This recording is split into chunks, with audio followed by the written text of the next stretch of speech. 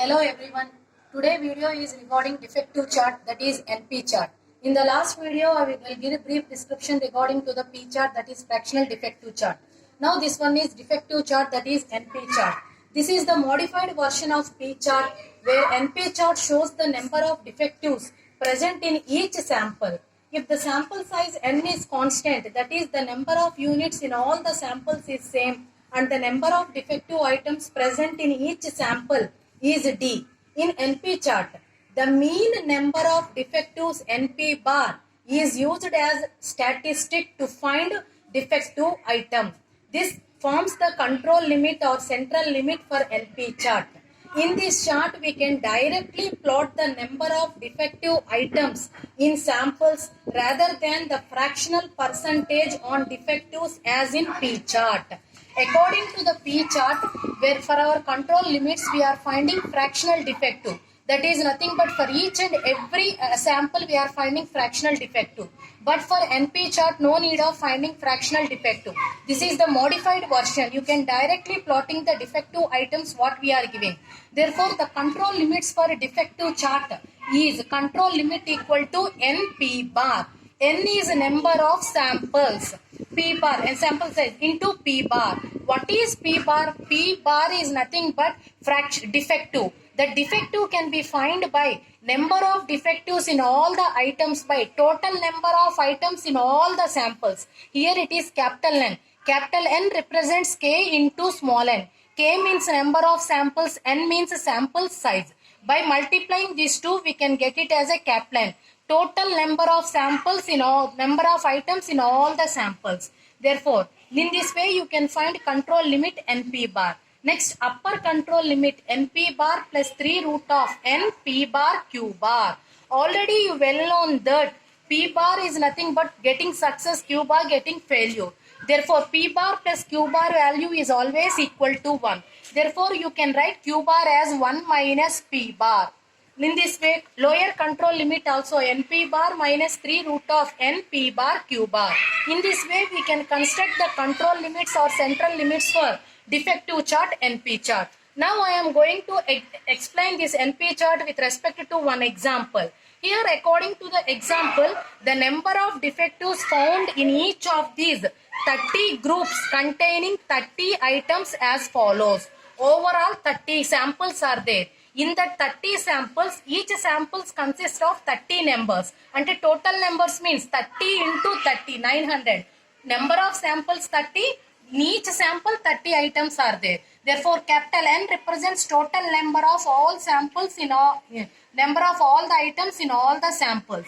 Now they given the defective items. That means in first sample overall 30 are there. In that 37 are found to be defective. In second sample 30. Out of 5 are found to be defective. In third one, out of 30, 6 are found to be defective. Like this, 30 defective items given in all the 30 samples. Now they are asking that construct a control chart for defective items of the data given and comment on the state of control. That is nothing but you can say that whether it is out of process or in process. Now I am going to draw a control chart to describe that whether it is in control or out of control.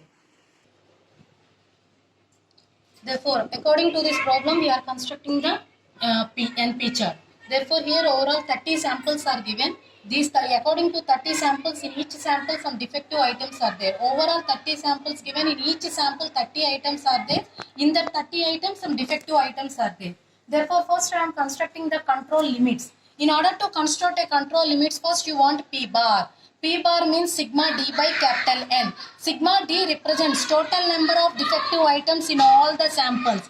Add from 7 last value 5. The total value is equal to 150. By capital N represents total number of all the items in all the samples. That is, number of samples 30, in each samples 30 items are there.